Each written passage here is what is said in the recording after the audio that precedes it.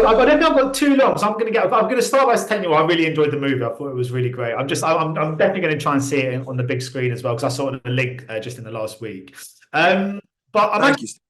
I'm going to start with you, Taz, because obviously as co-writer is not just an actor here. Where did this idea kind of first come from? What was the genesis of this project?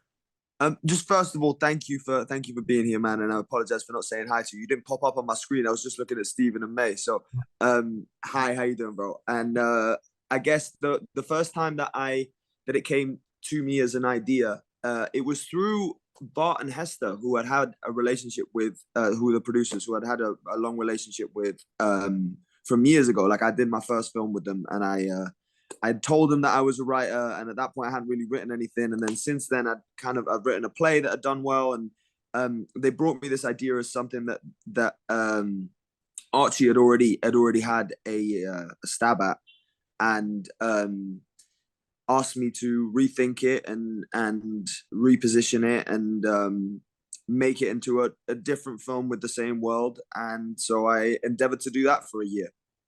And this was I was in my van when I was writing this. I remember explicitly I have this like camper, and I was camping out somewhere in Bristol for like 2-3 weeks, and I was writing this script, and must have been I was 24 when I was doing this, 24, 25.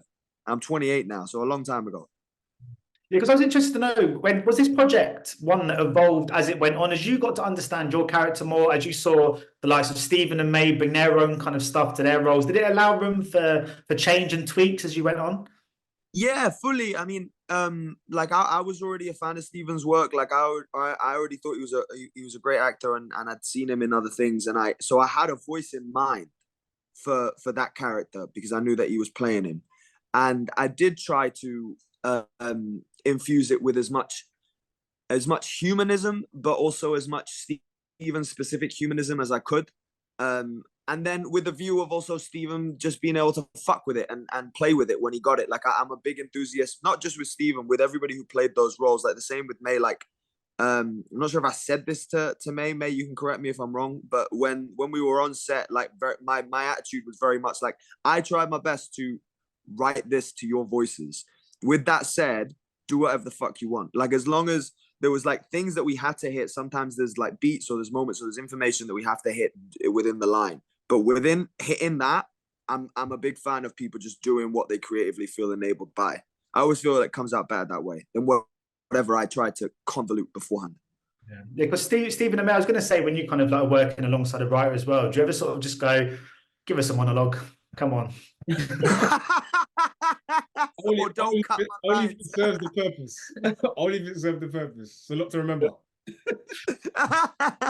Well, to be fair, like even better than a monologue, Stephen, we obviously get to see you perform in a rap battle in this. Is that new territory for you? Have you always had an interest in music and performance? Do you know what's funny? Before acting, like years ago, on my estate with the older kids and the people from my neighborhood, I was rapping. I was like the young kid that they used to just bring and rap on their songs and their tracks. So I'm definitely. And he's a sick rapper. Don't let him sound like it's not like he's not. He's a sick rapper, man. In the green room, he just be rapping away. Like, sorry to interrupt. But yeah, from time to time, it's just a hobby, really. It's just a hobby, really. So for them to like kind of infuse that into the script, I was just like, "Hey, go time, go time, let's get it." Yeah, because Mae, this is your first kind of big acting role. How was this experience? I was interested to know, when you're kind of on stage, did it tap into on set? Did it tap into a kind of different type of nerves and a different side to your craft to that of kind of performing on stage? Yeah, oh my gosh, it's so different. I think. But that's why I loved it so much, because I was completely out of my comfort zone in a way, because even when you're on stage in front of however many people, like it's my words, like the words that I've kind of written, it's my stories, and you know that like every single person that has come has like come to see you, so you already have a kind of like, okay, like they're on my side, you know. But this was obviously, it's someone else's story, and like you said, Taz, like I really felt like I could kind of put my own twist on it, but it was very, very different. And I think in music, as an artist, you're kind of playing like a caricature of yourself, and everything has to be quite like over the top. And in music videos, you have to really kind of make sure just even with like facial expressions, and that's one thing that I learned that was really different. I remember in the first scene that we did, it wasn't like a talking scene. It was literally we were sat on a wall, and like I think in the film it's just a cutaway shot, but and it was the first scene that we shot, so the first basically scene I've ever done, and it was meant to be just quite intimate of us just like talking and getting to like know each other. And I think I was doing like a lot of like, God, like no way, like and then George, the director, kind of came up and he was like, we're going to strip it back, okay? We don't have to be doing that. But he obviously said it in a kind way, and in that moment it really clicked that this is all about just stripping it back to kind of basics. And that's what was really refreshing, is being able to just be really, really natural with it. So and obviously there is elements of that in music, like you want it to be natural too, but it's very different, like playing natural as well. But I had such a good time. It was a lot of fun, and I felt very safe with this team, especially because it was my first time. But everyone was very, very supportive, and I felt, you know, very comfortable. So I was really lucky that this was kind of my first experience, I think. And she fucking killed it. Stop. Indeed. All down to you. It's all down to the writing, Taz. You know, all down to the writing. I could really tell though, watching this, you can just get a sense when lots of people clearly get on really well, and I think it really comes off. I mean, you guys have been a sauna together, so obviously, you know, like but I'm just like, but I mean, I know this kind of goes without saying, but like, how important is it to a project when you have that kind of on-set camaraderie? It's night and fucking day, man. It's night and sorry, I know you're recording it and I'm swearing, but it's night and day. Like when you don't get on, or there's not a good vibe on the set, like it really, I'm a firm believer that it really does translate through. But we were so lucky on this. Like I wasn't even there for a lot of the filming because I was in South Africa filming something else, and I came in midway where the bonds were already kind of formed, especially between the lads. I met Mae a little bit later when she came in to shoot. And I remember arriving, I just got off a plane and I went straight from the airport to the set, and I was fucked. Like I was so tired. And I remember thinking like, oh damn, like these guys already know each other. They already got a vibe. Like I'm scared of feeling like I'm an outsider. And I'm also scared of them feeling like I'm someone who's just coming in, you know what I'm saying, with an attitude or like with a here I am. So like there's all these like nuances when dudes meet, you know what I'm saying? And as soon as we looked each other in the eyes, all of that fell to the floor, and it was just pure love. We just gave each other hugs. We were both happy that all of us were there together, and we got on like we'd known each other for ages. Stephen, I'd be interested to know what your perspective and Mae, yours on how you felt coming into the set. But it was just lovely, and it was jokes from minute one. Yeah, no, the camaraderie was definitely a big part of this movie, because we did a lot of chemistry tests in the auditions as well. So the guys you see on screen, Mohammed, Tobias, and Craige, they all did a chemistry test, and naturally, from the outside looking in, you just think these guys have been friends for years.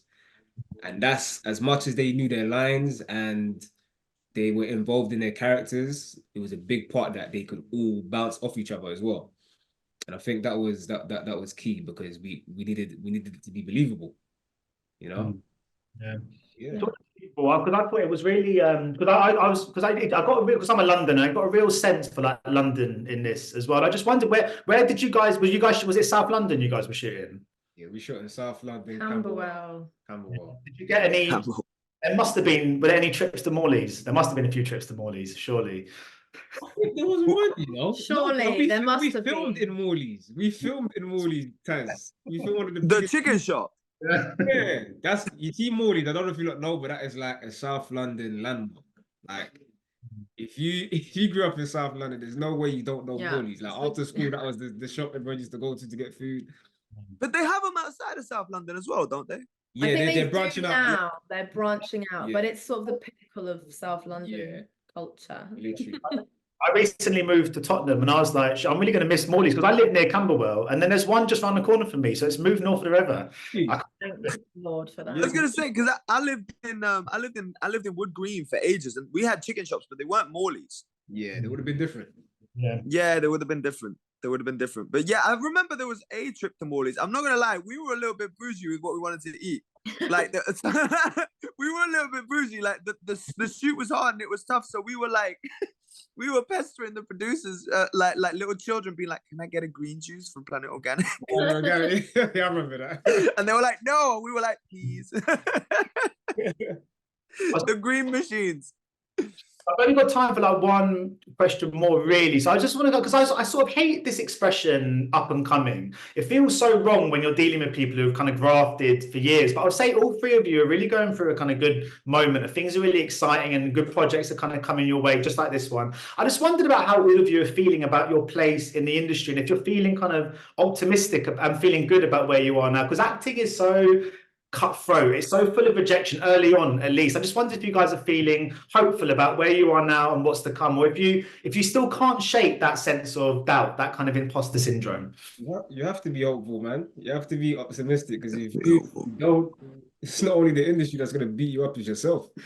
It's yourself, man. You just got to be hopeful. You just got to be grateful for what we're doing, how far we've come, and just look forward to the next thing that we can work on. Yeah, I genuinely go. No, please, mate. In every like craft and with music and in acting, like I do feel like you do have to be like a little bit delusional. Like you have to just be like, this is gonna work out for me. This is gonna be amazing. And like I feel like it just becomes that. But obviously I'm super new to this. This is my first thing, so I have no other kind of thing to do apart from be optimistic, because it is so new and exciting. And I think especially working with such amazing people, it is just such a big boost and wanting to do more of that. And I think you have to be positive, and I think that's across every job that you want to succeed in. Like you have to be like, you have to believe in yourself, because if you're not going to believe in yourself, no one else is going to believe in you. So and I would argue that if you can't be optimistic when things aren't going your way, you actually stand no chance of being optimistic when things are going your way, because the way that things go your way in this industry is quite different to at least how I pictured it. Is like things go your way, but those milestones never quite feel like you think they're gonna feel, and you still have almost like an equal amount of struggles. It's just, instead of struggling to get this, now you're struggling to get this, or something lateral, like whatever it may be, whatever someone's individual goals may be, to be showrunner, or to be able to get certain projects off the ground. Like the conversations become different and aiming towards something different, but it's equally as hard as it to get those things across the line as it is to just get your first role. You know what I mean? So the struggle is still there. It's just for different reasons. And that optimism is something that has to be maintained. Anyone who thinks like, oh, I'll be optimistic once like this happens.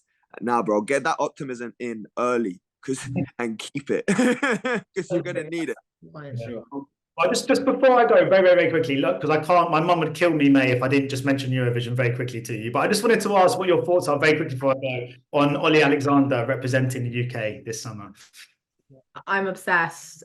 He's gonna smash it. I think he's perfect. He's an amazing performer, such a kind, warm person who stands for all the right things, and he's gonna smash it. And I'm so happy for him. Yeah, I can't wait. I can't wait to hear the song. I know it's gonna be a big banger.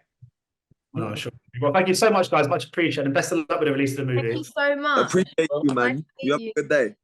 Take care. Bye-bye. Ladies and gentlemen, you're watching Hey You Guys. Hey, you guys! Hey you guys. Hey, that's what they all say. Hey you guys. Hey!